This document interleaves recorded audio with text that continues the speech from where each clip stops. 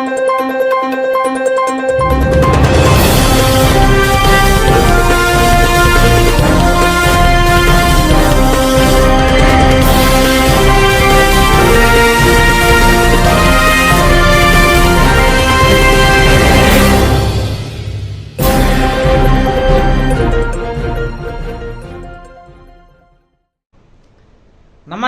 A1 Shri మీడియాకు స్వాగతం. ప్రతి క్షణం సామాన్యుల పక్షం. నేటి వార్తా విశేషాలు. సంగీతం ఒక అద్భుతం, ఒక అమోఘం. సంగీతం వింటే నరాలు కదులుతాయి, ప్రకృతి పులకించిపోతుంది. ఘంటసాల కంఠం అంటే గంట మ్రోగినట్టే. ఆయన పాటలు వినడానికి అప్పటికి ఇప్పటికీ ఎప్పటికీ చిన్న పెద్ద తేడా లేకుండా రేడియోలకు, టీవీలకు, మొబైల్కు అతుక్కుపోతారు. అటువంటి గాన కోకిల పద్మశ్రీ ఘంటసాల వెంకటేశ్వరరావు 102వ జయంతిని దేశ రాష్ట్ర వ్యాప్తంగా ఘనంగా జరుపుకున్నారు.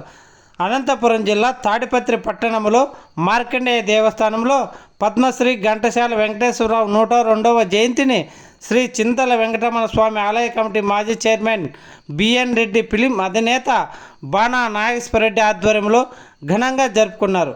తాడిపత్రి ఘంటసాల గాన సభకు గాయకులుగా విచ్చేసిన తెలంగాణ రాష్ట్రంలోని హైదరాబాద్ నుంచి గాయని గాన కోకిల కళ్యాణి మరియు తాడిపత్రి గాయని గాయకులు గోకుల్ లాడ్జ్ మాధవ, బాలు, మహేష్ స్వామి, ఆర్టీసీ రిటైర్డ్ రామకృష్ణ, పాండురంగ, శ్యామల వీళ్ళందరూ ఘంటసాల వారి పాటలను పాడి ఆ మహానుభావుడిని ప్రజలకు గుర్తు చేసి కన్నీరు తెప్పించారు.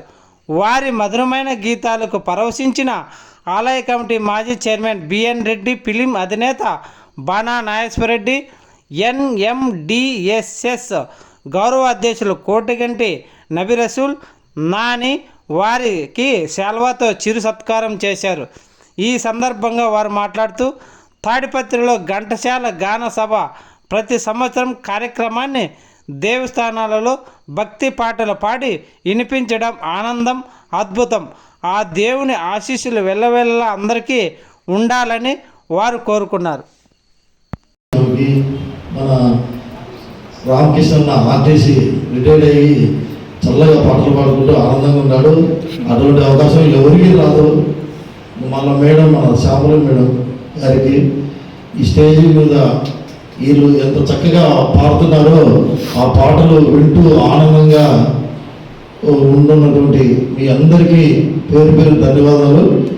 ముఖ్యంగా మార్కండేయ స్వామి దేవస్థానంలో ఈ కార్యక్రమాన్ని జరగడం అంటే ఆయన ఆశీస్సులతోనే ఇక్కడ ఈ స్టేజ్ మీద వీళ్ళు పాడుతుంటే చాలా ఆనందంగా ఉంది.